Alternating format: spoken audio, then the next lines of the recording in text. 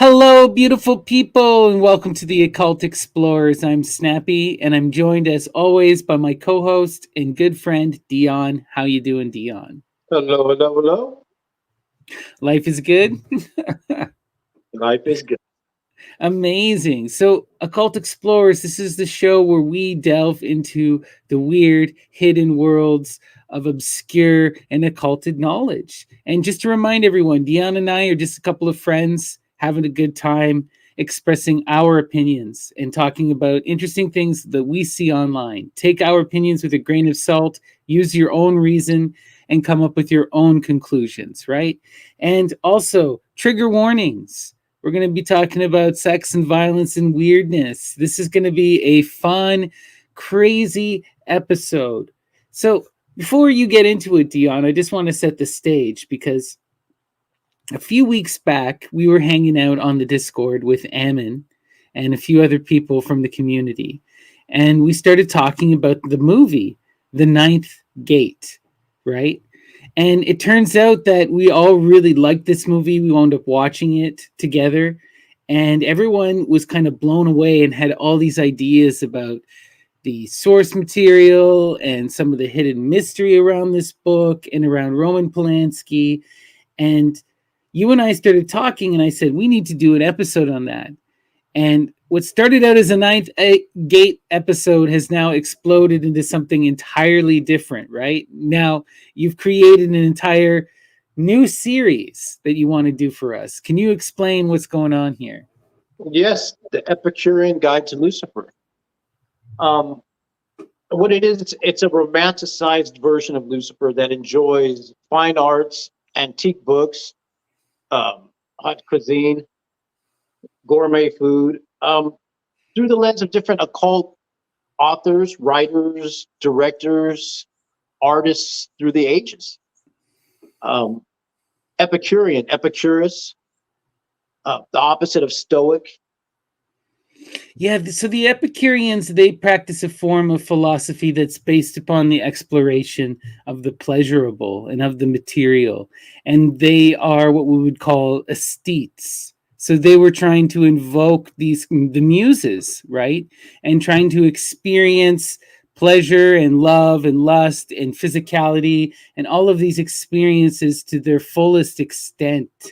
And Lucifer and the way he's talked about in a lot of this occult literature we're going to get into is very much an Epicurean figure. This is someone who is telling you not to shy away from life, but to embrace life and its sensibilities. Whereas a lot of the Christian religion is about this rejection of sin and this rejection of matter, and even fundamentally a rejection of self as you devote everything to the worship of this divine image. Whereas the Epicureans, they're not interested in that. They're trying to explore the totality of nature, right?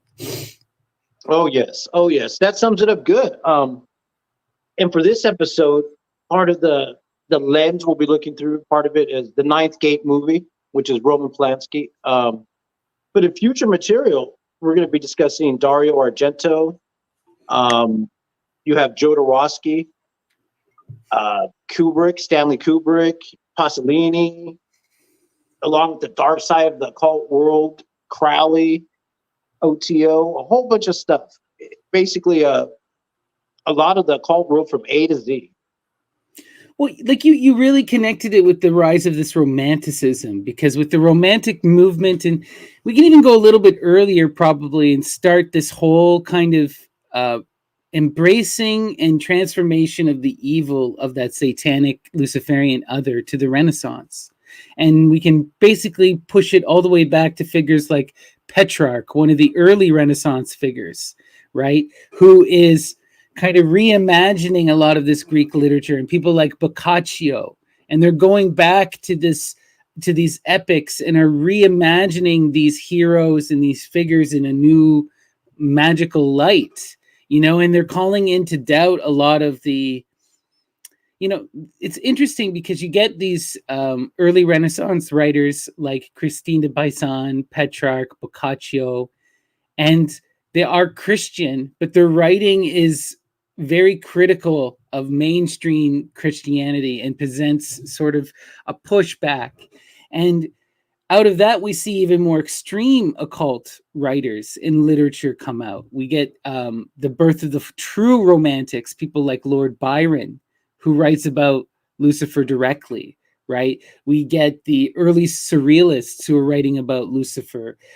We get a lot of the poetic people like Charles Baudelaire, Dumas. We get J.K. Huysman. There's a whole stream, specifically in French literature, a lot, and some English, of this like deeply satanic kind of evil character.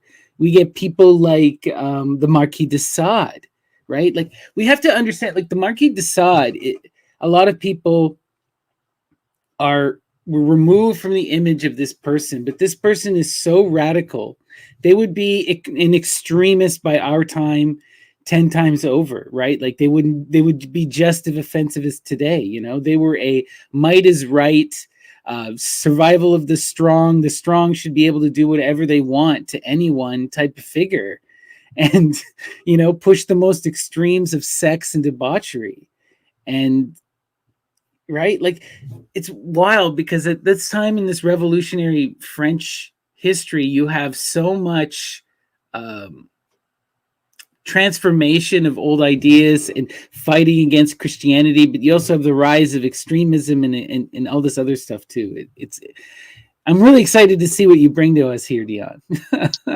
Well, a lot of those people that you mentioned will be part of it, part of the next coming episodes as well.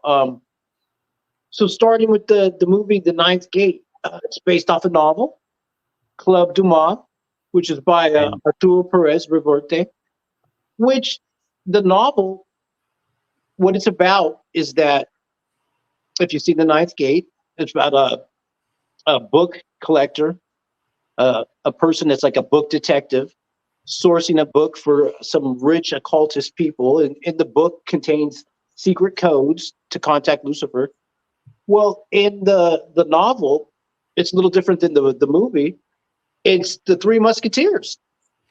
Yeah, they're looking for an original draft manuscript of the Three Musketeers by Dumas, which is really quite interesting, you know, because Dumas, we know, is quite the occulted figure, him and his ghostwriter. They did go ahead, sorry. Oh, no, keep going. I was gonna say, like, he wrote a bunch of these really magical texts, the 4 volumes of the Three Musketeers, as well as like the Count of Monte Cristo, are probably the most famous that comes out of this collaboration. And you know, the Club Dumas is a really interesting text because for those of you who have seen the Ninth Gate movie, it is very similar except for that one striking element, which is the removal of Dumas, right? The initial thing that starts the whole action in the book is this manuscript. He's trying to figure out if this manuscript is authentic, if it's an original. And then he comes across this other text, the 9 Doors. And then he gets sucked into this satanic conspiracy that we largely see play out in the movie with slight variations. The other big variation is that in Roman Polanski's movie, it's clear that the woman, the mysterious woman who helps Corso, the book detective, is connected to that Lady Babylon figure that's depicted in the images of the 9 Gates, right? That muse dragon lady. Whereas in the book, she identifies herself as a fallen angel and talks theology, specifically referencing Dante and Paradise Lost. So there are some variations between them, you know, where it's like Polanski's far more overtly satanic, you know, in some ways. And he gets rid of a lot of that Christian element that we see in the Club Dumas. Well, a couple of things you said. Part of it was maybe there is secret codes in the Three Musketeers. Right. You know, when he took it out of there. That's funny. So it's some in the 9. You said the 9 Doors.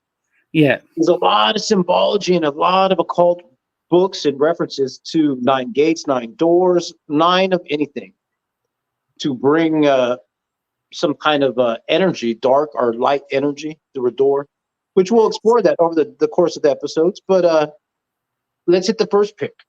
Yes. And also hanging as well. We're going to get into hanging, food, ladders. Oh, sorry. Oh, it's going to get so wild. But I just wanted to say, too, like this idea of the 9, we need to remember Pythagorean number symbolism, right? Where it goes for numbers, you have from 1 to 9. And then 0 is a placeholder, right? It's that it's stand-in for nothing. So 9 is truly the most powerful number. It's that number of destruction and rebirth, and it's the finality, right?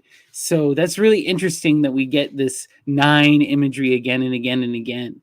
And it's also related to that Saturn square, which is like the 3 sets of 9, or well, you have you have 3 rows of 3 to create a cube, right? Anyway, interesting stuff. Oh yeah, no, we're going to get into that too in the later episodes. The power of 9 and how it's decoded or encoded into temples and into these books. Amazing. And like I said, food. Part of it is food. In the book Club Dumas, they get into food a lot as well. There's a scene where they talk about Anjou wine, sausages from Amen, oysters La Rochelle, cigars from Monte Cristo. It's pretty interesting. So this first pick right here, and you were talking about Lady Babylon figure, you were saying, the woman in the movie, how she's transformed into a Lady Babylon type, a fallen angel. This is Beatrice right here, the first pick we're starting with. And this is Dante Alighieri's inspiration. This is around, 1295, when he wrote something called the Convivio, the banquet. That's why I was starting off with food, setting the table. Dante understood food as well. And that's one of his works is called The Banquet, which sets the stage for this philosophical and metaphysical debates, what have you. Now, he was really inspired by Beatrice, this woman that he talks about, that she'll show up in different of his works. He met her when he was 9 years old, and he talks about that. And that's our first number 9 that we're starting with, dealing with the woman that's a fallen angel, let's say. Now, this picture right here was done by Rossetti. Not his name was Dante Rossetti, not Dante Alighieri, but Dante Rossetti. And it's based off his dead wife, Elizabeth, who OD'd on laudanum. Oh, wow. And she became one of the famous models for a lot of different paintings, these different paintings that we'll see later on. She was the artist for it. And she became his main artist for the Beatrice of Dante, because he was engulfed by her, just like Dante was engulfed by Beatrice. And so, like I said, she'll show up in the other parts of the story. And, Dante was also part of an apothecaries guild, because we've been talking about apothecaries in previous episodes. So he was not just a writer, but he understood herbs, and they were into astrology and the stars and what have you. Let's hit the next pick. So here is Beatrice right there leading Dante. They go to hell. They go to heaven. So when it's the Divine Comedy you were talking about earlier, we got Paradiso and Inferno, and there's 9 spears in heaven and there's 9 rings in hell. Interesting. These 9 gates in Dante are already present, and the woman, this fallen angel, Beatrice, is there, and she's leading them through because she gets taken to hell. And so she helps escort Dante. And there's also another character that shows up as a Lucia, Saint Lucy, which is interesting because we'll get into her in future episodes. It's already pre-configuring Lucifer a lot. And there's different themes in Dante in the hell, these 9 rings of hell that he goes through. What's important that we also point out that Lucifer, right? The oldest mention of that is actually Lucifera, a feminized version of this light-bringing deity, right? A daemoness called Lucifera, right? Mhm. Similar to, it's connected somewhat to another daemoness that we see in Greek art, the soteria, or the soter, right, in the masculine form. But yeah, just to put that out there. All good. Oh yeah, that's part of it. Um, and so there she is. She's like the soteria right here in this episode that he writes about. And he sees different sinners in hell there, and some of their punishment is that they're hung upside down. This theme of hanging upside down, because this is going to be present in different Wow. episodes, and also in the movie The Ninth Gate. And wine, he sees people that are drinking wine. There's gluttony.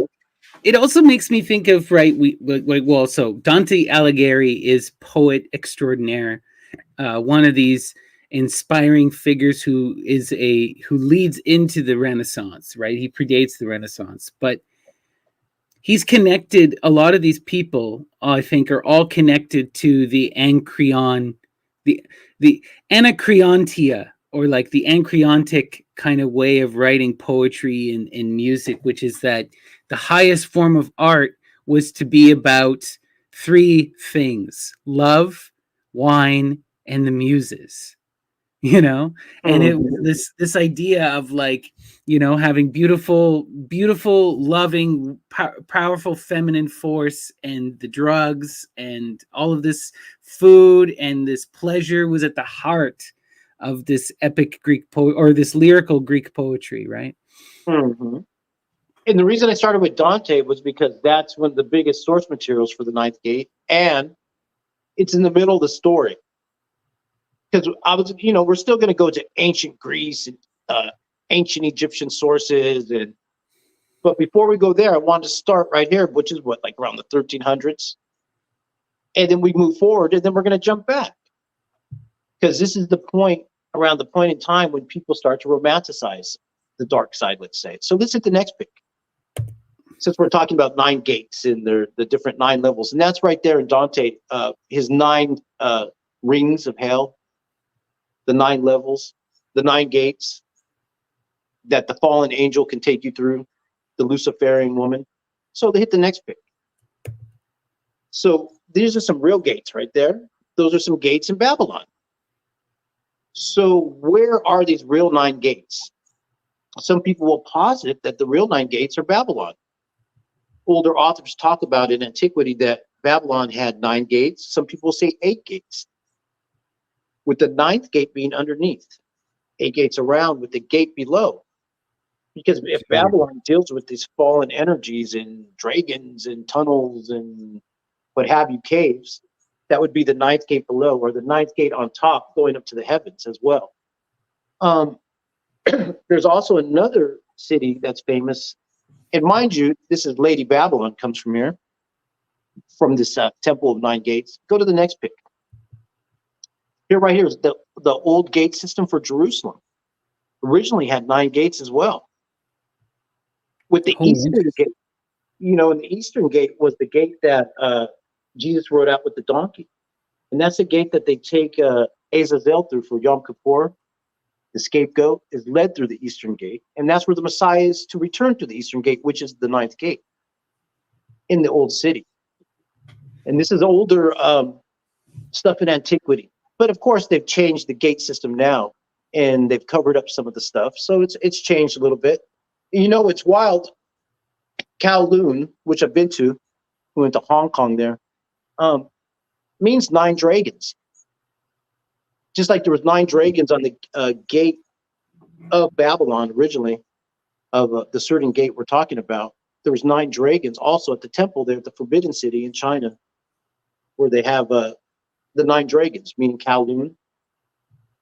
We're going to right. talk about that later. And even in Krishna, there's something called the 9 gates of Krishna, the city of the 9 gates in the Bhagavad, not the Bhagavad Gita, but the other one. And it gets into the city of 9 gates. And the 9 gates, like with Pythagorean, we're talking about Pythagorean, those are your orifices of your body. Your 2 eyes, your mouth, your nostrils, your ears, your anus, and the front, depending. So Wow. those are your 9 gates right there as well. And that gate, the 9th gate there in Jerusalem, it was called the Golden Gate. the one that they led the scapegoat through, and that the Messiah should return through, that they believe in. So let's hit the next pick. It also makes me think, I just wanted to point out, right, it reminds me of Muhammad's ascent into heaven, where he goes through 9 levels again, riding upon the donkey. Remember that we talked about Yajur? So you see this everywhere, these journeys, right? And it also reminds me of the journey of Orpheus to have to go to the underworld to retrieve his wife Eurydice. Powerful stuff. Anyway, it says you're talking about the Quran. In the Quran is Haman. Haman is right here, the character in the Bible with Esther and Mordecai. He's famous for being hung, but in the Quran, he's the builder of the Great Pyramid. Right. And so there's different versions of them depending if you go to the Torah, Midrash, different, Christian Bible, King James Bible, Septuagint, different ones will have different versions, but he does get hung. And part of it, he casts lots. Right here, he's casting lots. We're talking about tarot, talking about runes, divination, Ifa, the I Ching, casting lots. In the Bible, they talk about casting lots in different situations. And that's a form of divination. It's a form of tarot. He was famous for that. We've mentioned this before, but it helps to remind people that, like, the Uman and Thurman, those stones that were associated with the Holy of Holies and the breastplate of the priest of Aaron, most scholars believe that they were either a dreidel or a form of dice for casting lots. Yeah, that is true. Now, here's the thing.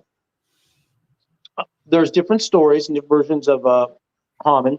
One is the Gemara, and they talk about how he sets up a plan. He wants to kill the Jews. And so God, in the Bible, God sets up a situation to save them. And part of it is he had built a giant noose that's really high. And people wonder, is it a noose to hang people? Is this the Tower of Babylon? Is this the Great Pyramid of Egypt? There's different texts and authors that get into that. But what happens is he wants to kill the leader of the Jews on it. And so he's coming into town, and they do a reverse thing where he's leading the person on the horse instead and wearing a different outfit and has his head covered. And his daughter doesn't know that it's him. And so she throws her bed pot. You know what a bed pot is? Yeah, of course. Yeah, it's filled with her urine. She throws it out the window, and it covers his head in the story. And she didn't know it was her father. She thought she was getting Mordecai. And what happens is he goes to a banquet after that. Now, remember, all these elements are going to be here that you'll see in the movie too. Hanging, tarot, banquets, different things. And so he goes to a banquet smelling kind of bad, and some stuff happens. Go to the next pic. Different artists have talked about this. He's crucified while they're having dinner. This is before Jesus. He's crucified. He's one of the first people to be crucified in these ancient texts during dinner. And some people say it's on his thing that he had built, this giant tower that he had built. Go to the next pic. Here's some representations of it. Now, because he had sons, he had 10 sons. But in some of the myths, it's 9 of his sons that get hung. There, it's like on a tree of life, you'll notice. It is. It's kind of a gynomatrion, sacrifice with dogs as well. Hecate type sacrifice. But what happens is, all right, there's this mythology in the old Jewish books where you lead 10 cows through a door, and it's either the first one or the last one is sacrificed. And so that happened with his sons. So they only hung 9 of his sons in the older text, and it deals with some special stuff. And this becomes Purim later, when in Jewish rituals, when they have their Halloween ceremony and they have the little coins. I don't know if you've ever seen Purim. I've seen some, yeah. And some people dress up as the fool. It's part of it. So this goes back to the hanging of the 9 sons, which we're going to get into in future episodes as well. Now, there's more to this. Go to the next pic. All right. So in Nordic mythology, there's a King On. He sacrifices 9 of his sons to Odin by hanging them. As well as Odin, that's a picture of Odin hanging right there. So Odin hung himself for 9 days from the oak tree to learn the runes, the tarot. Yep. And this is important because there's a couple things about this that was seen as woman's magic. In order to learn the woman's magic, the magic of divination and of this magic speech, he had to die and be reborn, right? Yeah, yeah. So you're understanding this. We're dealing, our subjects are hanging, the number 9, a doorway, female Luciferian images, food is part of it. The symbologies will be present through the different literature through the ages. So let's hit the next pick. You know, and I just before we jump on too, I also want to remind people Odin also famously cuts out his eye at another time to learn magic from Freya, right? To gain the second sight. So it's like there's all of this stuff like to gain this kind of wisdom, it has to come through a physical transformation of the body, either a death and rebirth or a loss and a sacrifice. But it's always this kind of, you know, death is always required, some kind of sacrifice, either personal or external or, you know, what have you. Wow. That's patai. The sacrifice, the gift, the sacred gift. You know, so we're in the 1500s. So let's start. Johann Wolfgang von Goethe. Faust. Before we get into this, I just want to so a lot of people from Canada and the US will not understand just how huge Goethe is. Okay. Goethe is the equivalent of Shakespeare, but in the German language. He's so incredibly powerful and popular when he comes out. His book, his first novel that he writes called Werther, the romance, I think it's like the Romancing of Werther. Anyway, it's like this tragedy, this lover's tragedy. It causes a massive outcry across Europe, and dozens of people commit suicide. Goethe transforms the entirety of the German landscape. Okay, everyone references him. He becomes a massive proponent in philosophy, in science, in literature, in art. The only kind of equivalent would be William Shakespeare. I just want to set the stage. So when we're talking Goethe, every German writer post Goethe is influenced by Goethe.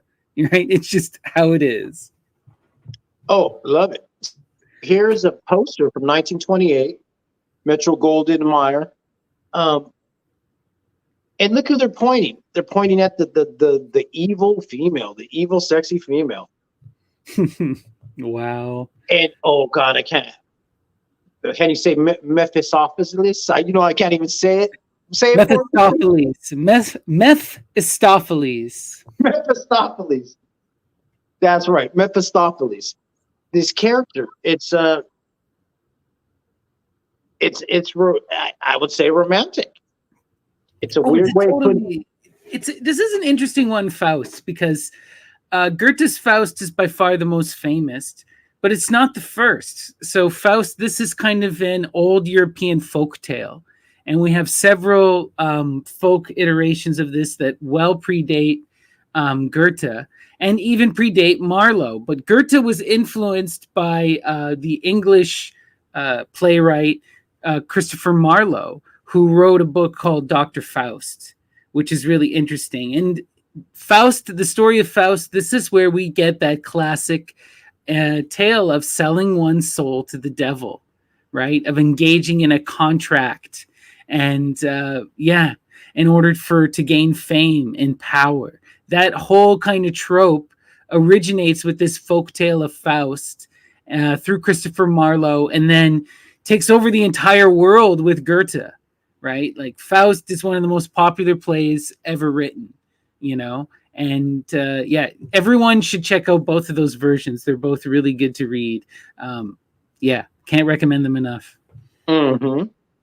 Yeah, it's a contract, or you sell your soul. It's a relationship. It's a love affair. This is the beginning of seduction, the dark side seducing.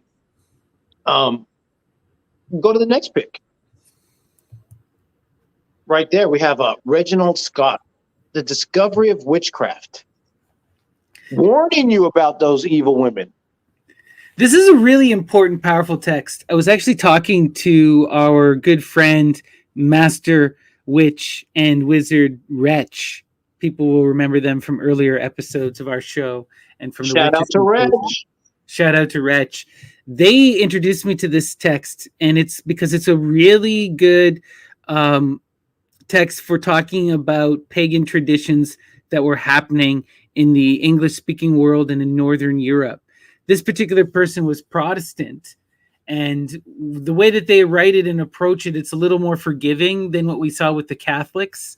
And they're looking for these kind of connections between the pagan practices and Christian practices. So there's a lot of like understand for what you would expect from a medieval, text on witchcraft. So if you're interested in European folk magic and folk practices, this is one of the places you should really go, because it's one of the most authentic books that we have that has survived from this era. And it's not like pure propaganda like a lot of this stuff was. Mm-hmm. And another series of books at the time too was also Heinrich Cornelius Agrippa. Yes, the occult philosophies. Those 3 books. Yeah.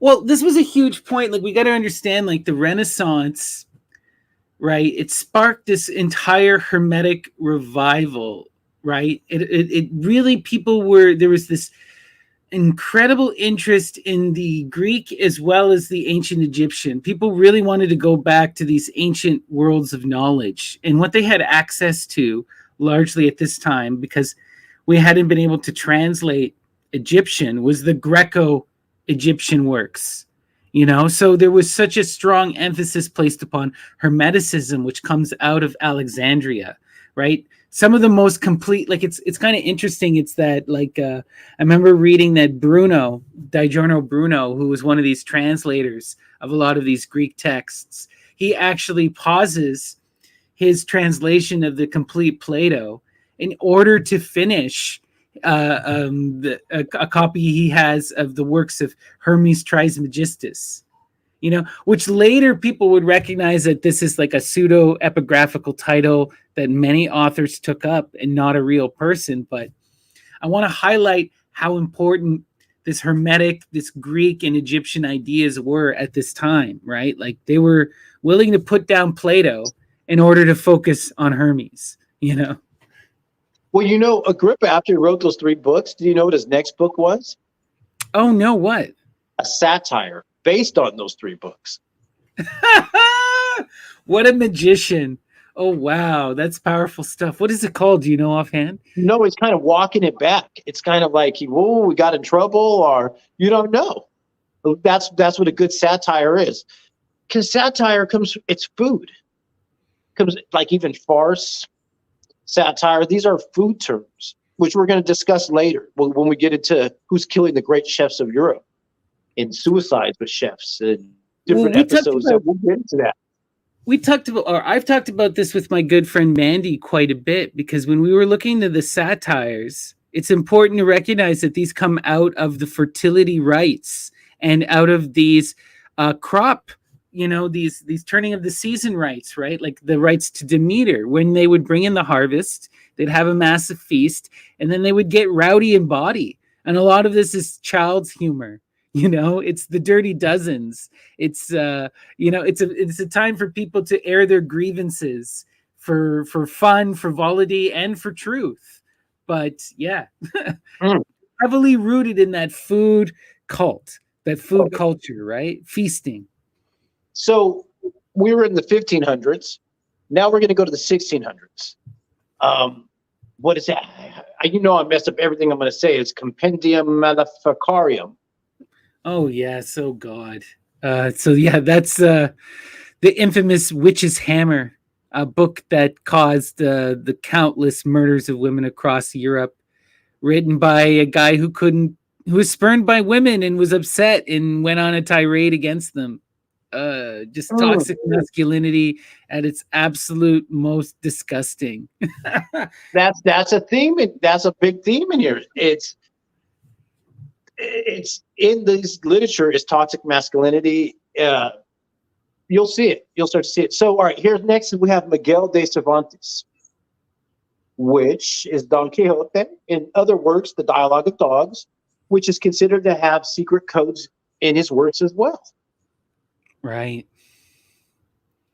This is another giant of literature. I want to, like we had mentioned that Goethe was the giant of the Germanic language.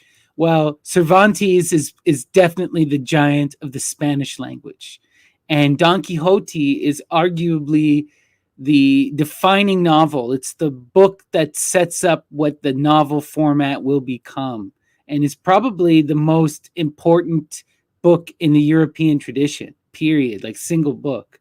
So wild stuff. Cervantes is a giant, you know? Well, he said there were secret codes in it. Even in the book previous to that, he said there were secret codes. And that for those who understood, they'd be able to understand different things. Wow. You know, in part of Don Quixote, it deals with food. He goes out of his way to explain the type of food that Don Quixote eats and wastes his money on these feasts. And you get these sayings that come out of it. One of them is, you'll see it when you fry the eggs. What does that even mean? You see it when you fry the eggs. What does he mean? There's more to that. It's one of those, the proof is in the pudding.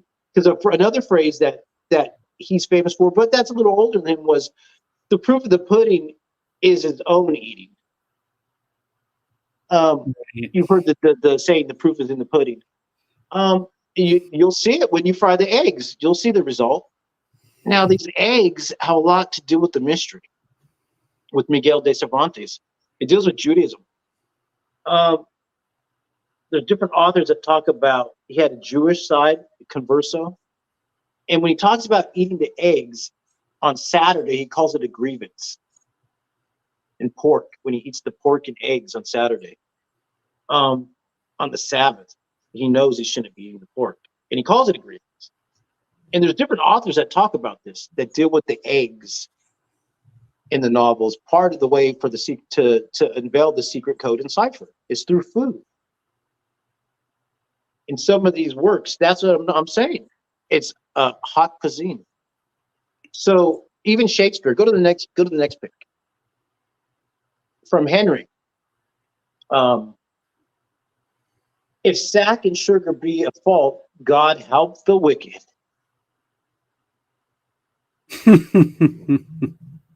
We're dealing with food and seduction. That's part of it. Consumption, to consume, to sacrifice. See, because a true Luciferian or the Satanist, they turn everything into a food, to be consumed, to be enjoyed, to be had. And that's what I was talking about George Bataille, the sacred grove. It goes back to the sacred grove in the sacrifice, the sacred gift, and the relationship with the gift or the gift giver. So right. This is the next picture. Oh, but go on. What you got to say? It always comes back, like you're saying, right, to that, like George Bataille always talks about, we have this abundance, and it's what we do with the excess. After we've produced things, how do we dispose of our excess? How do we deal with the materiality, you know? And art is an example of this, but we have to find ways to deal with this. War is another example of how you deal with the excess. You send young people off to die. Right, like it's for Bataille, this was the defining feature of humanity, was how we dealt with this. And religion, BDSM, magic, it all comes out of this excess, right? Well, there you go. You brought him up earlier. Yeah, Bruno, a really important figure for the world of magic and occultism, and just for world literature, because this was one of the grand translators, the early translators, who helped bring these Greek works into Latin, or these Arab works into Latin. and helped spark the Renaissance. You know what happened to him? Yeah, he was murdered by the Catholic Church. Burned at the stake, like a barbecue. And that's ironic because he wrote about food. Part of it is about food. There was one called the Embassy Affair, and it's centered around they're at a banquet or dinner at an embassy. Spy stuff. It's metaphysical. It's culinary. It's espionage. This is it. Giordano Bruno had a good quality to stack the cards, we could say. You know, another work he did was called the Ash Wednesday Supper, dealing with it deals with the Catholic ritual of Ash Wednesday and the supper and metaphysical intrigue. He managed to put it all together in there. You know, this relationship with the dark side. And you were right too, right? Like, we got to point out, like, the eating and the consumption is at the heart of all of these earliest rites. You know, I think about Dionysus and the Maenads. Not only is there the ripping apart of the sacrificial animal, but then there is the consumption of that sacrificial flesh, right? Or the consumption of that vine, right? Dionysus is the dying and regrowing vine. We see this then later taken up in the Christian tradition with drinking the blood and eating the flesh of Christ. We see this earlier too in the Egyptians with Osiris, right? The consuming. Remember, we used to talk about all those little Osiris cakes that they would make. Like, this idea of destroying this cosmic person and then consuming them in order to perpetuate creation forward is essential to a lot of these ancient rites. And even at that time period, 1600s, Shakespeare, Titus, talking about the little coffins.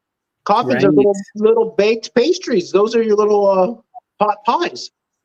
And you used to seal your food in there. Sometimes they didn't even eat the pastry. That was just to protect the food, to preserve it. The Agape Love Feast, the Mosaic Feast, that goes back to ancient Sumer. It deals with the dinner party down in the tombs, making beer down in the graveyard. Life and death. There's a place at the feast where life and death crosses. You know, night and day, life and death. And as we get more into this, like we're going to get into later episodes, you'll start to see these black masses and these black feasts at the heart of a lot of this occulted literature, like J.K. Huysman's La Bas, or Down There, which is a French text that talks about them actually going to it's about this guy who becomes obsessed with Gilles de Rais and uncovering a secret satanic cult. And he thinks he's looking into the past only to find one active in his present. And then he witnesses the Black Mass and this Black Feast firsthand. You know, this is such a powerful trope. You know, it's wild stuff. So we did the 1600s. I mean, Christopher Marlowe, Shakespeare. We didn't, because we already did talk about Shakespeare before. Bacon and Edward Kelly, John Dee. There's a whole bunch of stuff going on there. But now we're going to bounce to the 1700s. Hit the next pick.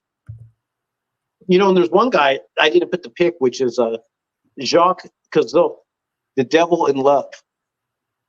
I don't know if you ever heard of that work.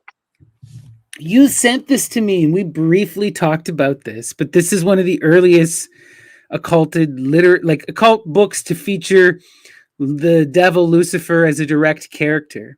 And as far as I understand, it's one of these, it's kind of like a Greco-Roman style myth story where the devil falls in love with a woman and then falls in love with a man, and then transforms into a woman to seduce him. Am I getting that right? Well, I haven't read the whole thing. It's pretty wild because it does influence a lot of people. And what it does is it's showcasing a relationship, a love relationship between the devil and the human, back and forth. It's they need each other. But 1700s, here we got Marquis de Sade, because you brought him up. God, yeah. Justine. You might notice if you could see in the pic, the character looks very, the Luciferian looking character is very Dionysic looking. That's when Lucifer starts to look Dionysic and Bacchic, perfect and sexy, this fallen angel. And there's a female involved as well.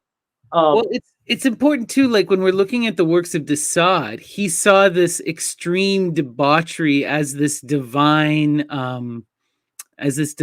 thing, right? This abuse and violence and sexuality was something that he felt needed to be experienced and cataloged. Like if you read the 120 Days of Sodom, half of it is just him listing and coming up with creative ways for people to be like locked together.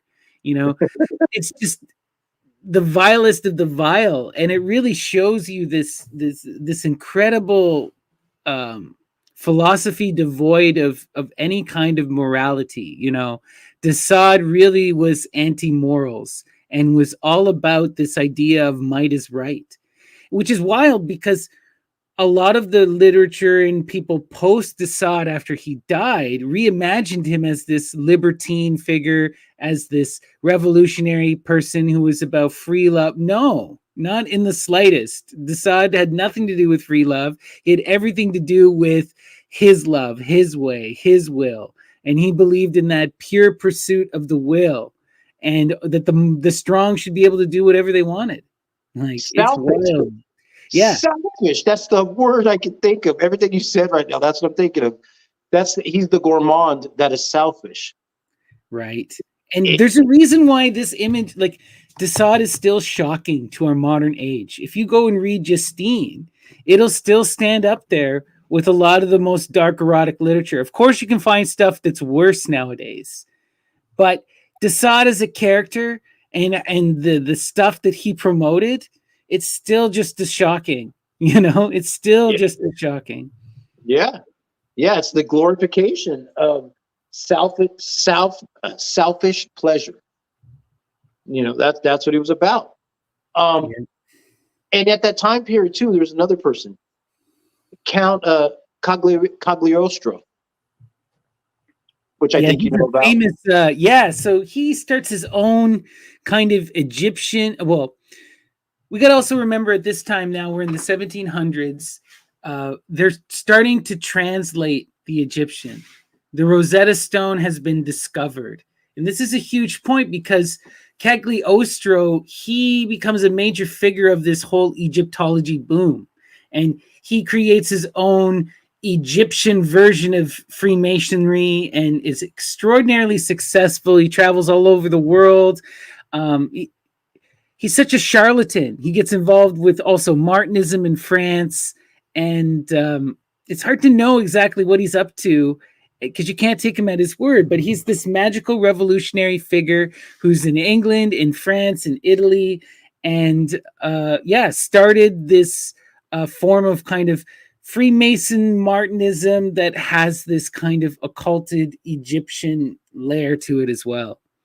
Yeah, so it's right here. So this is what we got. We got at this time in history, we have secret societies dedicated to the pleasure of the dark side, dedicated to alchemy.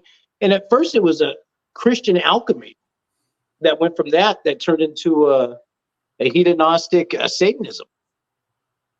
It shifted. You know, the original secret societies, it was about exploring the pagan stuff to bring back the light in education of mankind after the Dark Ages, let's say. But then later on, they're like, nah, we need to have some fun with this. So let's hit the next pick. That's true. I just wanted to point out, like, I went and I did the deep dive into the Illuminati cult, right? Or like the secret society of the Illuminati.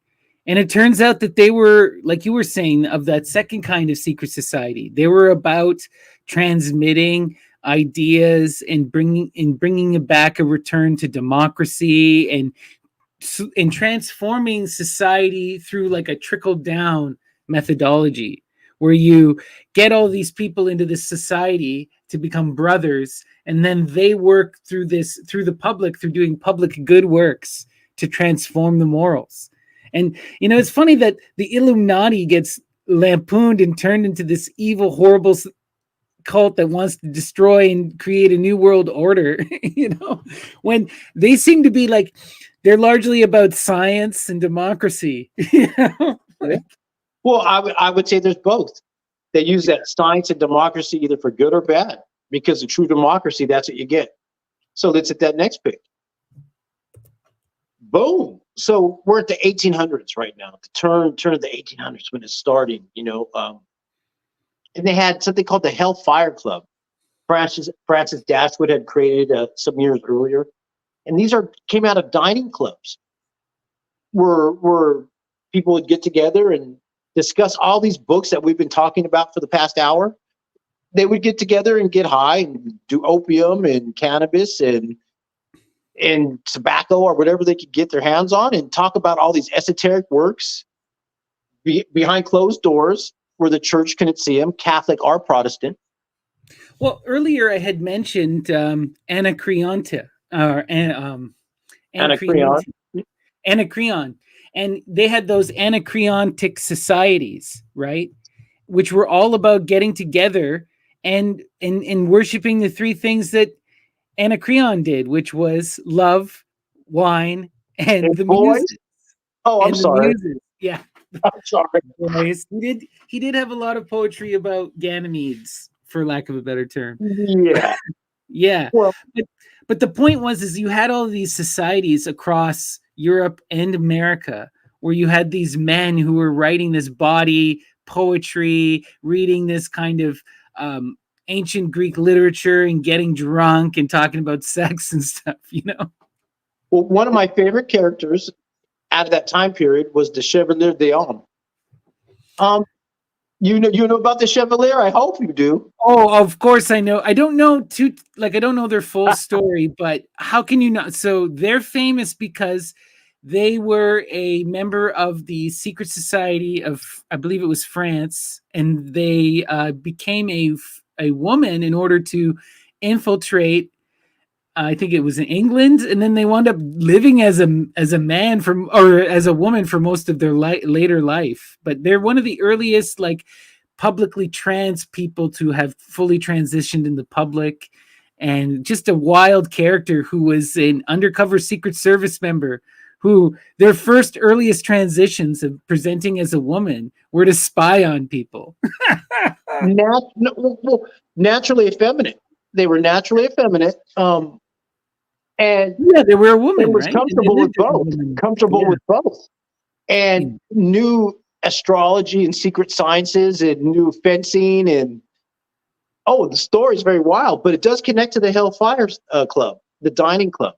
How so? That's interesting. Yeah, the Chevalier was a member of the dining club of the Hellfire Club, and that's what I'm talking about. The intrigue, some of this political intrigue and espionage would take place through these satanic cults and these dining clubs, and this is where the magic took place. It's so funny? A few years back, I looked up the Hellfire Club, right? Doing research, reading about stuff. Did you know that it still exists? Sure.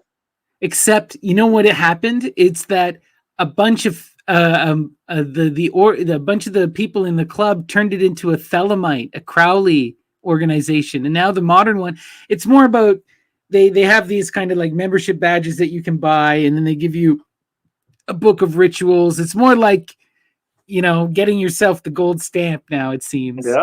Multi-level marketing, to MLM incorporated as well. Well, in this original Hellfire Club in the 1800s, there, a lot of the dragons you talked about, some of them were part of that club. Right. Baudelaire. Yeah. And even in Dumas. But since we're in the 1800s. Well, I know Baudelaire and Dumas were both famously a part of this opium society in Paris. Oh yeah, we're going to get into that a little later. Where that one is wild. A lot of the upper echelons of Parisian writers at that time would get together and smoke opium at this old hotel, because it was it was legal but not legal, Mm-hmm. And you know what they would look at is art, and they would tell stories. Go to the next pic. So imagine. William Blake. Yeah, you smoke some opium. and take some hash and drink some wine, some absinthe, a lot of them. And you're looking at these paintings, and your fellow artisans are discussing esoteric and metaphysical subjects that are forbidden by the church and the royal crown. This one here is Satan over Eve, and you see the snakes. Right. It's a sexual thing. It's a romantic union. And that's Blake. Also, William Blake, one of the great British painters. What's also interesting, if you look at the way that the snake is coiled around Eve's legs, it's very reminiscent of the image of Faunis, right? The divine androgyne. Wow. Mm-hmm. Yep. And when you see the images for, well, not Hypogea, but or the Hermes even has it. It's the little staff they have for healing. Yes, Asclepius' staff you're talking about. Yeah. Hermes has a similar one, but it's two snakes, right? Yeah, it's two. The double. So the Baphomet has that as his phallus, right? And so, since we're talking about Blake and Milton, we have to throw Milton in there a little bit. Paradise Lost. I want to throw a quote in. Hit the next pick if you could. So in Paradise Lost, there's a quote that says, 9 times the space that measures night and day. And we're in the next episode, that'll play heavily when we get into the 9 Tailors, the work by Dorothy L. Sayers, which is turned into they turned that into movies and books, and it gets deep. This 9 in depth. Can you repeat that sentence again? You said 9 times the space that measures night and day. So what is the space that measures night and day? This is in Paradise Lost. We're dealing with the 9th gate. This is what this is about. All the works that have been compressed into this. Now, this painting right here is Blake. And this is it's called Satan and is all his glory, it's called, I think. Really? Because to me, this screams very Dionysian imagery. Exactly. And this is the transition point around the 1800s, when what the church told you was bad now becomes very seductive. That's what this is about, seduction. And even William Blake, I talked about how Dante, as a kid, his thing with Beatrice happened at 9 years old. Well, William Blake at 9 years old had a psychic experience where he saw a tree with angels. And that's what changed him and made him into the artist he is. He talks about it in his diary or in the works, his experience there. So beautiful. The reason I'm bringing all this up, part of this is because I want to explain to you some of the works that Dumas would have access to. We're talking about Dumas having codes, and he's this writer in the 1800s France. Well, all this material he would have had access to and was trained in this stuff. Another person he was trained to go to the next picture that was around at the time, and they all knew each other, was Sheridan Le Fanu. You ever heard of Sheridan Le Fanu? No, who's this? This sounds wild. Please. Yeah. 25 years before Bram Stoker, he wrote a novel called Carmilla, which is a lesbian vampire novel. I've heard of Carmilla, but I'm not super familiar. This sounds wild, though. Lesbian vampires? Yes, of course. The best. This is Sheridan Le Fanu, 25 years before Bram Stoker. This is, 1825? Beautiful. And this is the climate. See, France during that time period was popping off in terms of the esoterics. A lot of the cultic activities. A lot of this does deal with Protestant and Catholic as well, and deals with. We'll know more about this as we do the episodes. It'll all unfold itself. And so there's somebody else that we got to bring up before we get to Dumas. One more person that we got to bring before we get to Dumas, and that's Simon Gunnu. You ever heard of Simon Gunnu? No. Who's Simon Gunnu? AKA the Mappa. The what? The Mappa. You spell Mapah. The Mappa. The Mappa. All right. Evadmiste. Evadom. All right, so you take the word Eva and Adam and combine them together, Eve and Adam, and it's Evadam. And that's a hermaphrodite god that he created in around the 1830s, Simon the Mappa. And he was a teacher to Elphias Levi and friend Okay. to Dumas. This stuff. There's a lot of it. It's just so occulted. And like I said, you take the word Eve and Adam together, and it's Evadam, and it's a hermaphrodite being that was influencing a lot of the salon culture at that time in France. And so, yeah. And so into this environment steps a person, go to the next pick. And we appreciate your time. We're going longer than usual today, folks, but it should be worth it. And our next pick, and this is what we're bringing it up to, is well, right there's the Baphomet. That's Elphias Levi, who was a friend of Dumas and a student of Simon Ganou. Wow. And so And that's like where part of this comes from. Alpheus Levi is he's kind of loosely connected to a bunch of these various secret societies at the time, the Martinists, the Rosicrucians, that guy, the infamous Papus.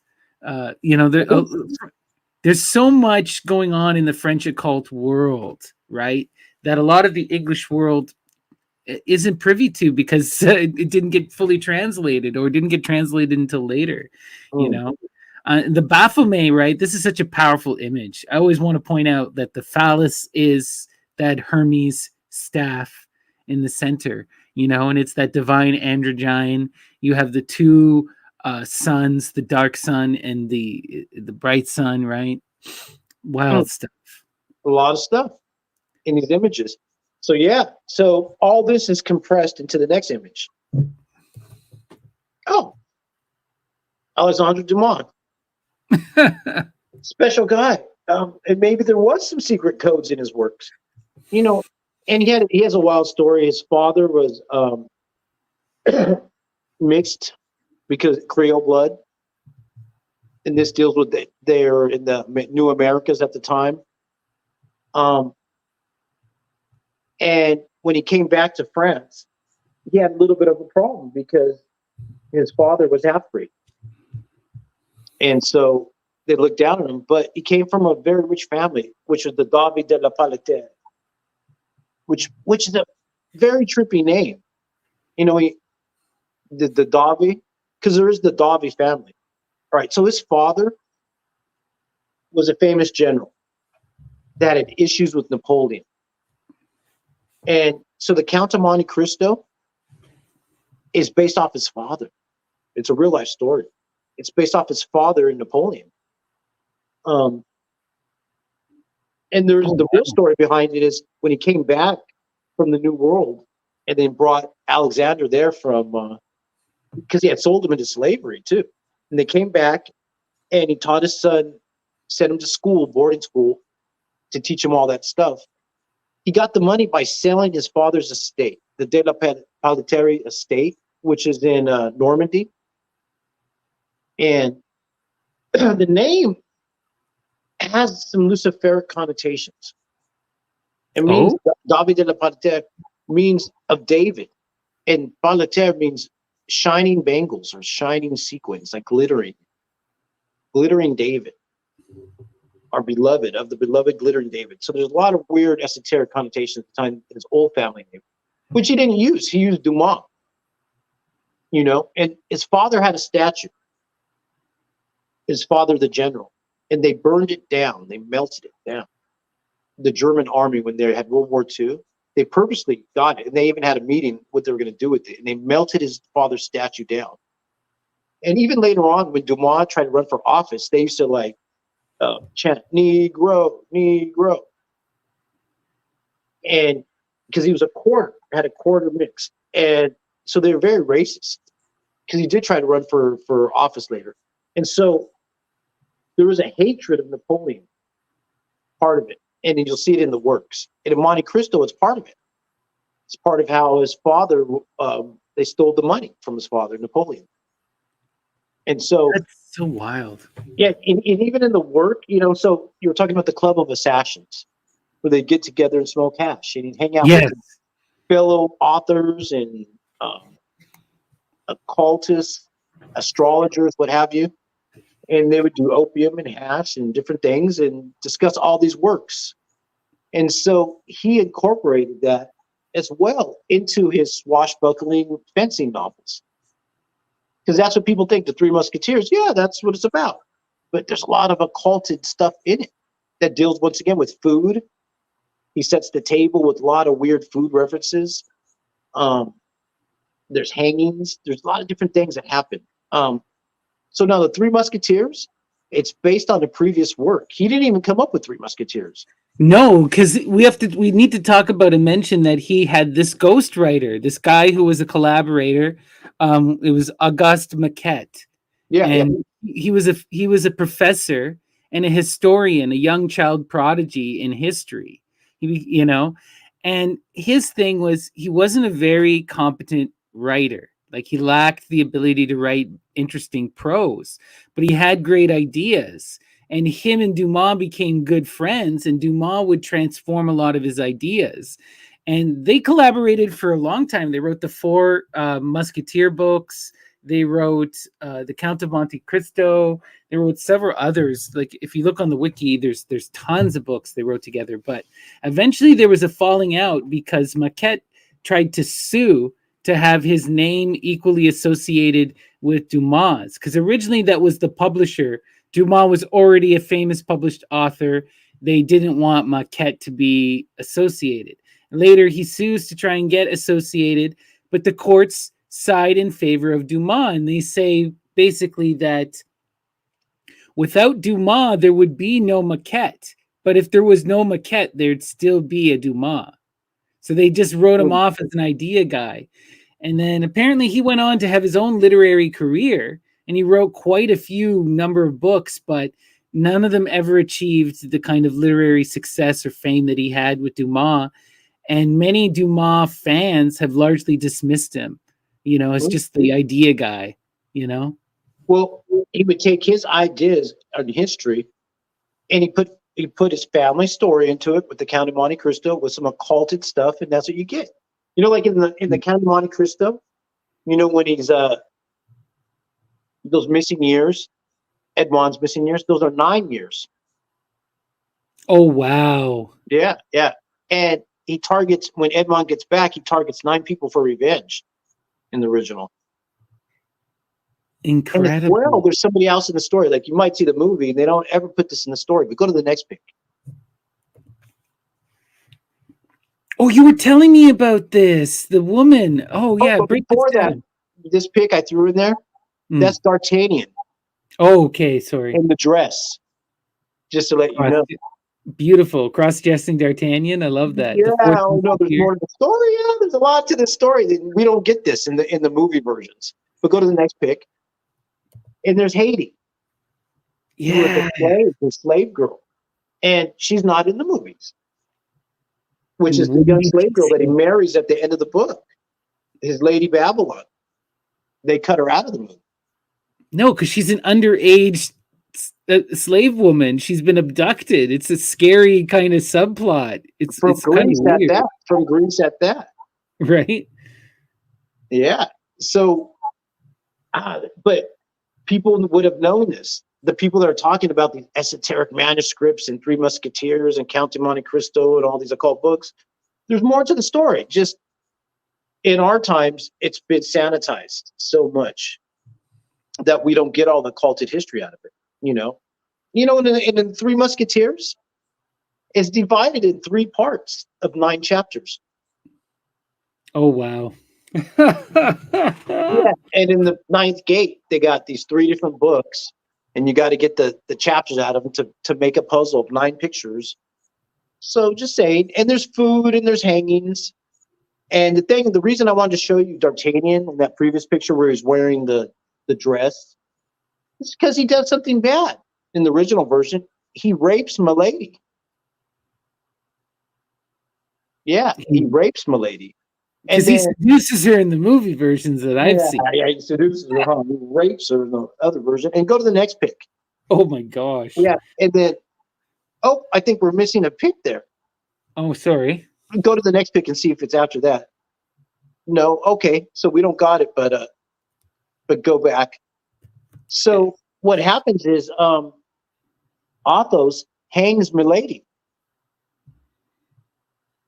He hangs Milady for being Well, what happens is molested by and raped by no, not for D'Artagnan. that, but for what happens is there's different versions of it, but in one version she falls off a horse and her dress gets torn, her pantsulet, and he sees that she has a fleur de lis around, which means that she has to be executed and she's a criminal. And so he gets mad and he sees that and he hangs her.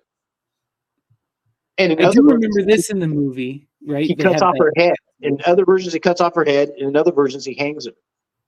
You know, Wow. so there is a lot of original symbologies in the Three Musketeers of Monte Cristo that we just don't see in future movie versions. You know, and so go to the next pick. So speaking of ciphers and hidden codes, and Alexandre Dumas. So around the 1920s, this is Gwendolyn Bennett. She was from Harlem, and she went to France. She's one of these black poets that moved there to work. And she went to his grave, and she wrote a poem for Alexandre Dumas because of his African heritage as well. And in this poem, she wrote a cipher. And it deals with the Kabbalah. It deals with the Alexandre Dumas' son. It deals with occultism and esoteric stuff. So there was already an occulted cipher dealing with his grave in poetry in the turn of the century 1900s. Oh, that's so wild. Cool. Yeah. When if anybody wants to look it up, it's called "Words at the Grave of Alexandre Dumas" by Gwendolyn Bennett. Whatever. So the title is very academic. It's not like a normal name of a poem, but she goes to the grave and she manages to encode in that poem the Kabbalah and different works from Alexandre Dumas together in a puzzle. Interesting. Yeah, so there's lots of puzzles going on already. Way before we get to the ninth gate, there's been lots of puzzles going on. So let's hit the next pick. All right. So you were talking about ghostwriters. He had another ghostwriter as well. Gerard de Nerval was another Oh, ghostwriter. Yeah. He co-wrote The Alchemist. interesting. You remember The Alchemist? Not Paulo Coelho's Alchemist, but the Dumas Alchemist. I didn't know Dumas wrote an Alchemist. Yeah, his name was Gerard de Nerval, The Alchemist. And so over love, once again, over a woman that died or they can't have, he committed suicide in France on a lantern post. Here he is there hanging off the lantern post, if you can see him on the right, and you see the angel up there. Yeah, that's a terrifying image. And this is the ghostwriter of Dumas, the other ghostwriter, who hung himself in French public under esoteric conditions over at Lady Babylon. Whoa. You see these connections? There is a lot of connections going on here. It's just so occultic. So these hanging themes, like you'll see it in the ninth gate, a lot of hanging. That's part of the theme. It's in the Tarot. Right. Let's hit the next pick. That's in the ninth gate. So this is from the ninth gate book, the 9 doors or 9 shadows, the fictitious book. This is one of those images, these miniatures that features hanging upside down, which Dante talks about and different people have talked about in different works, all the hanging symbology.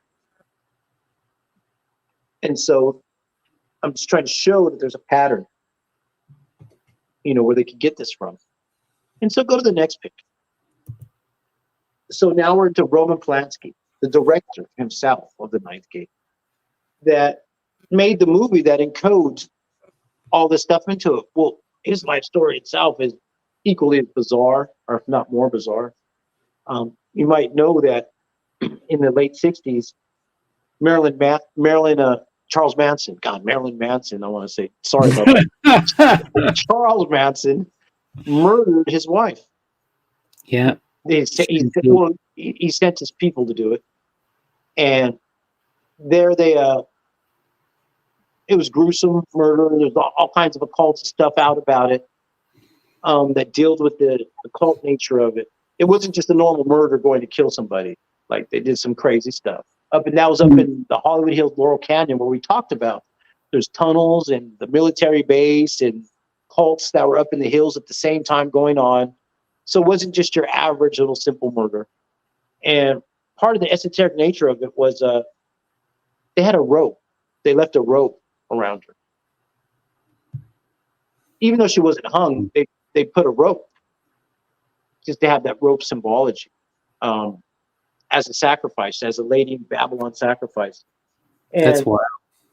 yeah, and it's around the time that he did a movie, Rosemary's Baby. I know you've seen. So let's hit the next pick.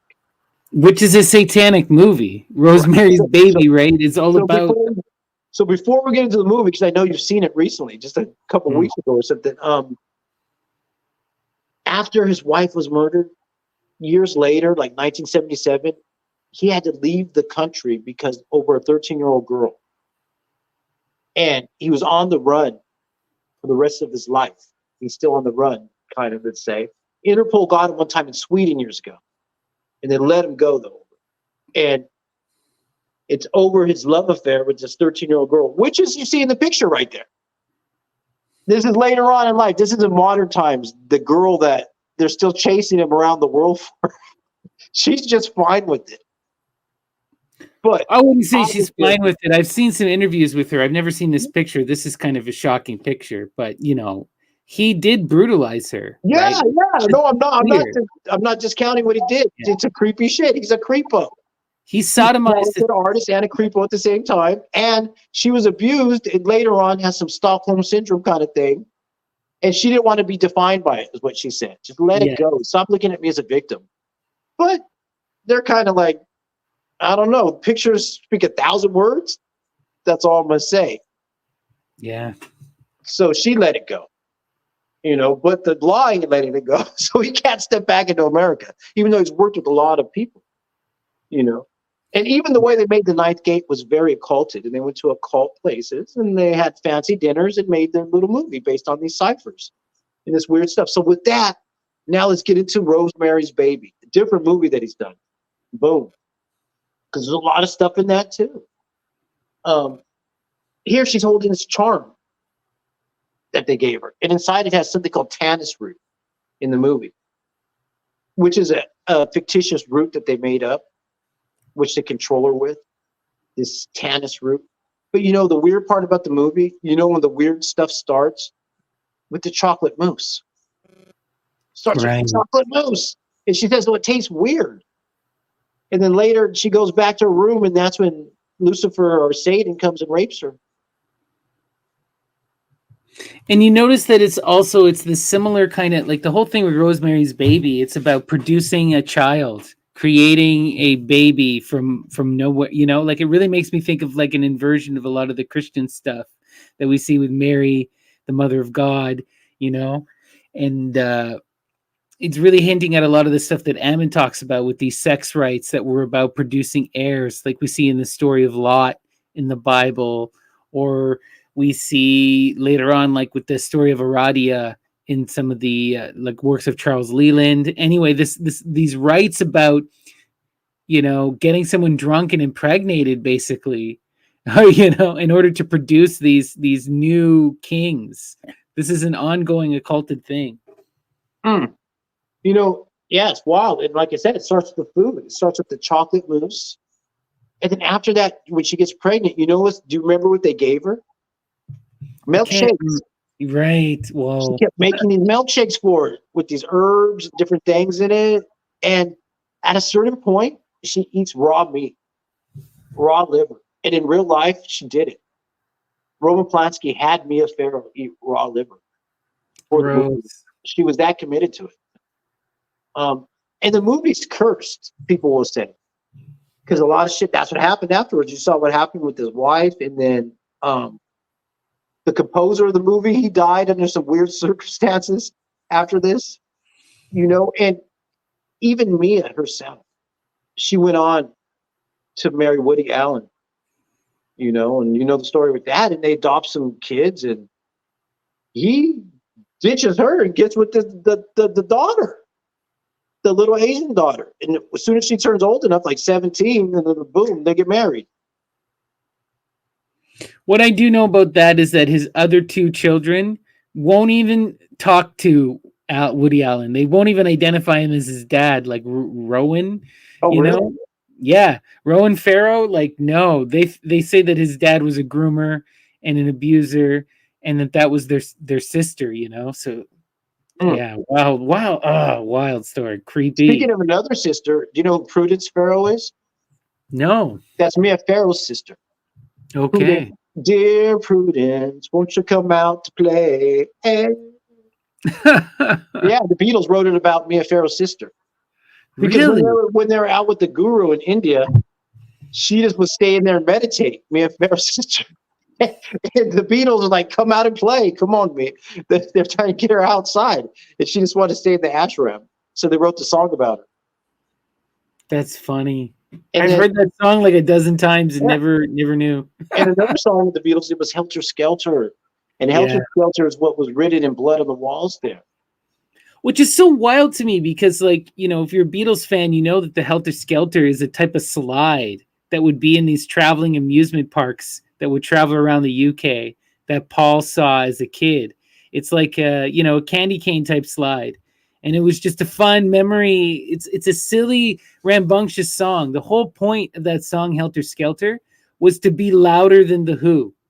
There wasn't any other point to it than that, just to be louder than the previous band, because it became like a gimmick where, Pete Townsend had written in this interview in Enemy magazine that The Who was the loudest, biggest band in the world. So then Paul was like, nope, I got to steal that from you. Here's Helter Skelter.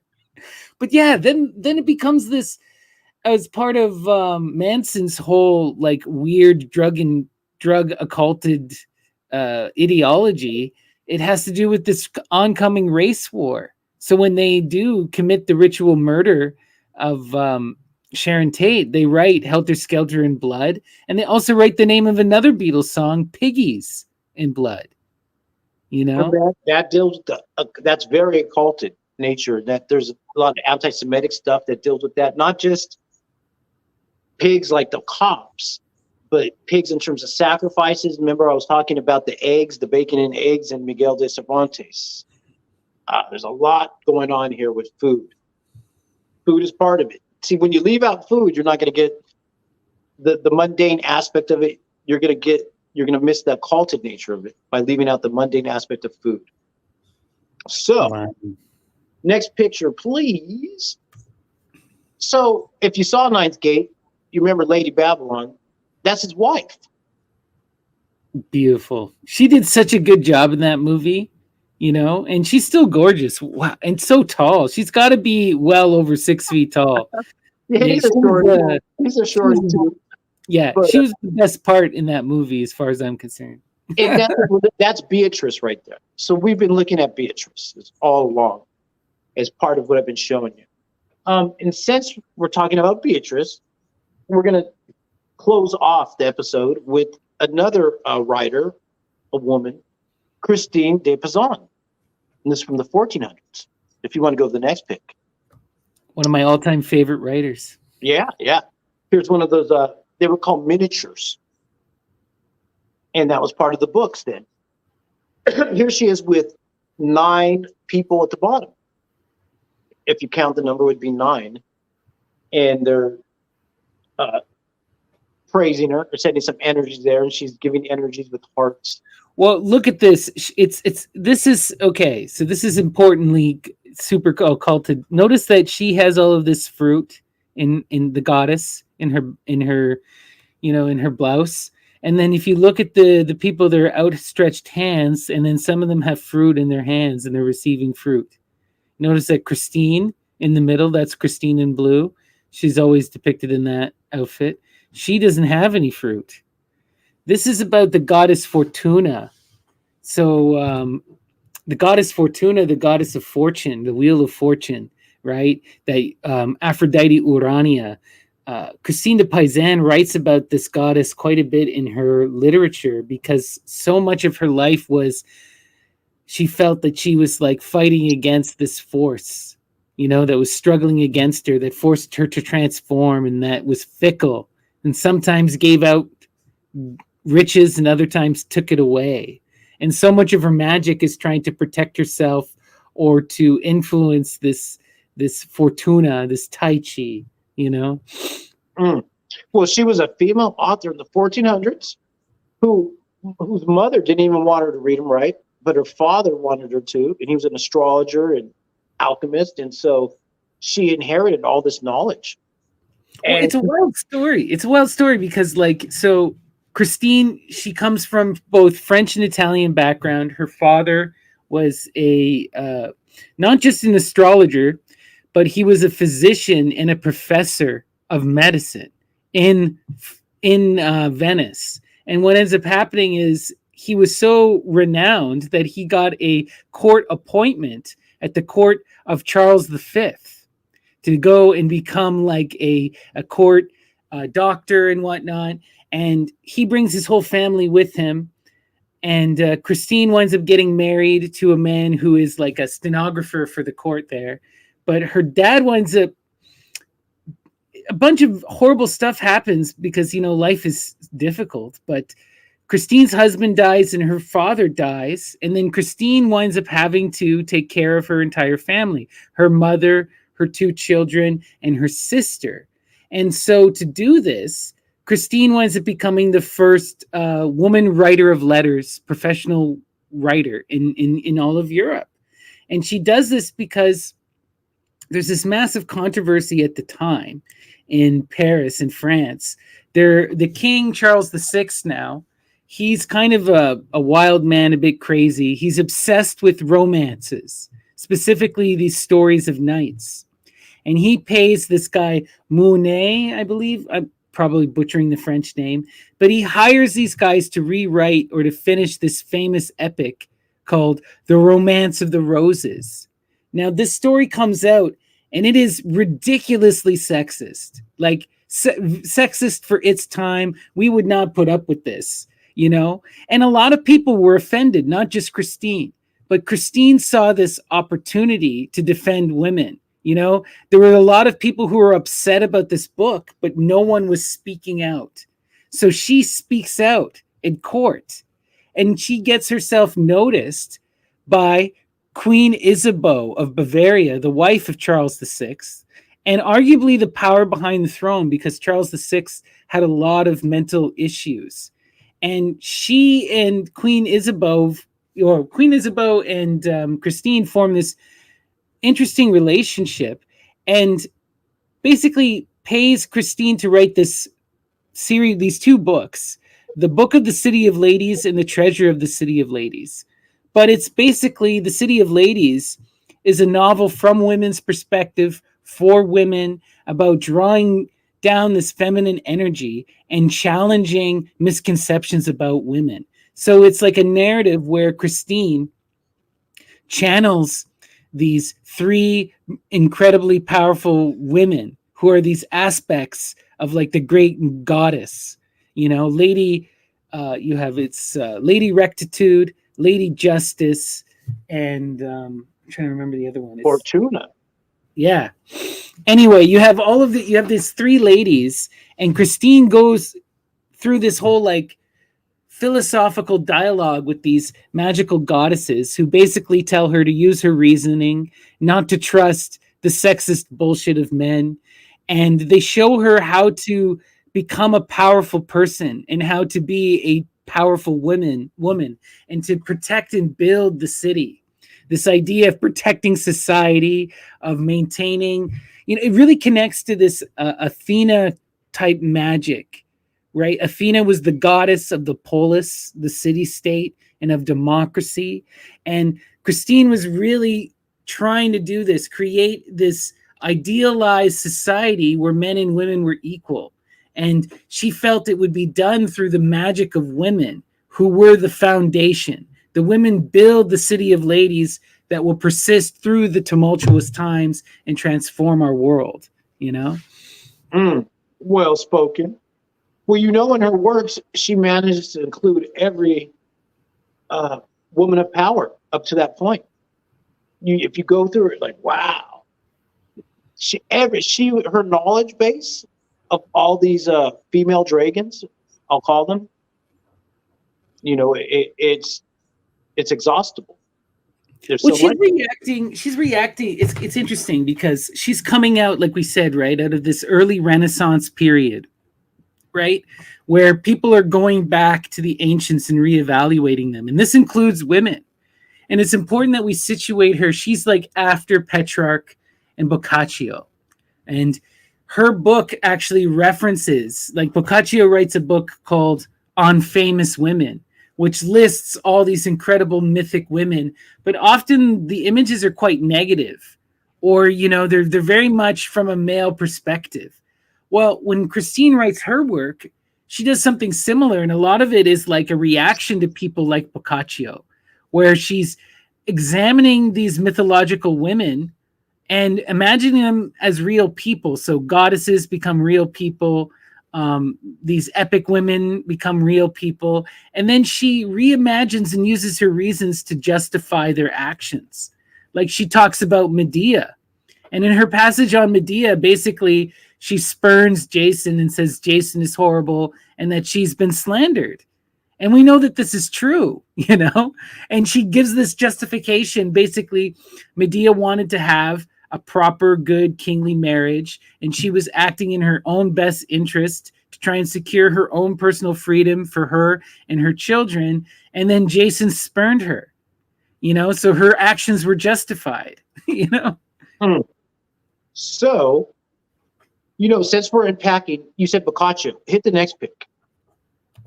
So here's a Boccaccio print, which was one of the influences. And it was one of the works, Boccaccio has a work with 9 miniatures, 9 pictures that form a story. And one of the works, here's the miniature you can see, is the hanging. You see women being hung right there. And it's 3 women, the same as the 3 ladies, the magical ladies you get in Christine's book. And they had just killed their sons as well. So you were talking about the Medea connection, killing of the infants and the childs. Wow. And then they're hung. And then the colors have symbology as well. And this is Boccaccio with her influence. So like I said, there's a Boccaccio manuscript with 9 pictures that form a puzzle. Part of it is hanging. So let's hit the next picture. And it's the last picture, and I'll break down some of the Christine de Pizan. Part of it, all right, you'll see she's wearing blue, you said. That's her signature outfit and a lot of the stuff. And people posit, is it woad or indigo?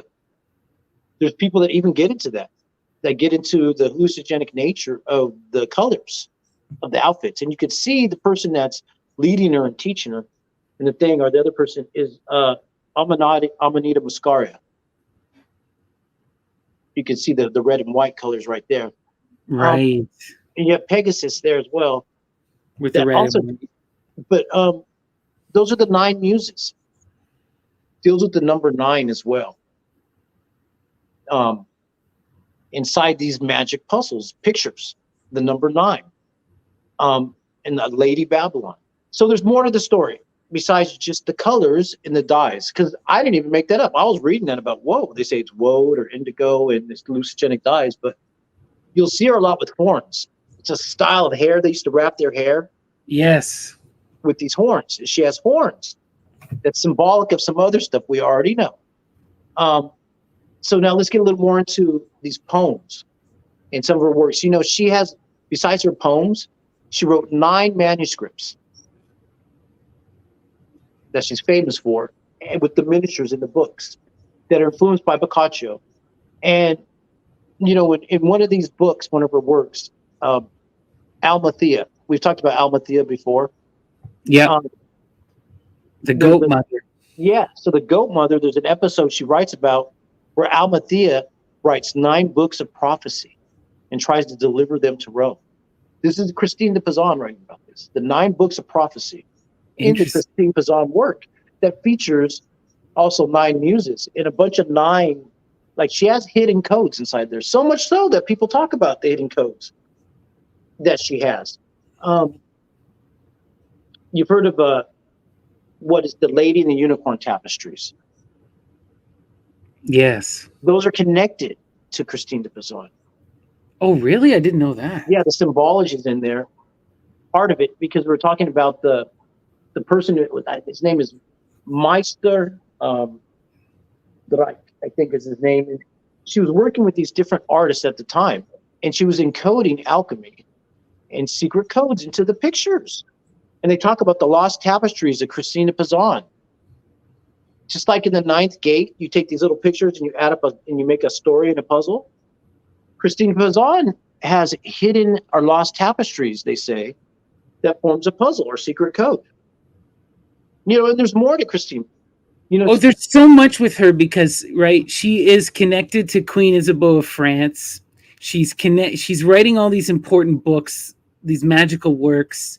And, it's just kind of wild. She's also, right, the first author to write about Joan of Arc. Her poem on Joan of Arc is the earliest story to talk about that story unfolding. She's so much responsible for helping to push that folk narrative that transforms France largely, right? Mm-hmm. So besides the number 9 encoded in these Lady Babylon figures, there's hanging and there's food. So much so, there's something called dulce nourriture, the sweet nourishment she talks about. Breast milk. Breast milk. There's a fascination. There's a couple authors. I saw at least 3 books that get into it and then talk about a fascination of breast milk. It now connects to Christine de Pizan.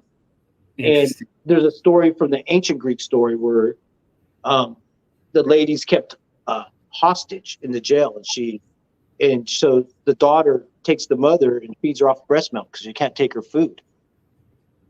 And so that's how she feeds her, is through breast milk. And so that's a theme as well. This aqua vita coming through. It's dulce nourriture. The sweet nourishment is one of the terms. It's a food term that deals with sacrifice and a gift and a metaphysical property. And you'll find that in these works. And Christine is so wild too. She's also considered one of the earliest writers to bring up any kind of trans or gender fluidity type of writing, because in her work she talks about how she's so plagued by Fortuna that she had to become a man. Yeah, fully become a man in order to survive. And she uses this very direct language. No. Like, I became a man and I lived and worked as a man and I yelled and fought in the courts. So that's how she had to be in order to survive and to transform herself. And she saw this as an alchemical magical process that she had went through and that she survived, that she embodied this kind of divine androgyny, That it is true. So at that, I'd like to, invite everyone to like, subscribe, share, leave some comments. I hope you enjoyed today. This is just skimming the surface of the backstory of what we're getting into here with the Epicurean guide to Lucifer, to a romanticized version, a seduction with the dark side. In the next episodes, we're going to get into Golden Dawn, OTO, Arthur Rimbaud, Crowley, Dorothy Sayers, Golden Dawn, Dario Argento, Kubrick. We got a bunch of people coming, a bunch of episodes that deal with, and also have the number 9 gates. There's other movies that have 9 gates or 9, let's say 9 codes. And there's other authors. Interesting. So yeah, and it deals with satanic cults in the culinary world. So get ready. I'm so excited. Thank you, Dion. This has been so enlightening and so much fun. And we're in my wheelhouse talking about these, authors. So I love it. And I can't wait to see what you bring to us next week. So like and subscribe, everyone. Thank you so much. Any final words, Dion? Oh, just live your best life. That's what you got to do. Live your best life, said from the man himself. All right, everyone. Thank you. Peace and love. And until next time, we're the Occult Explorers.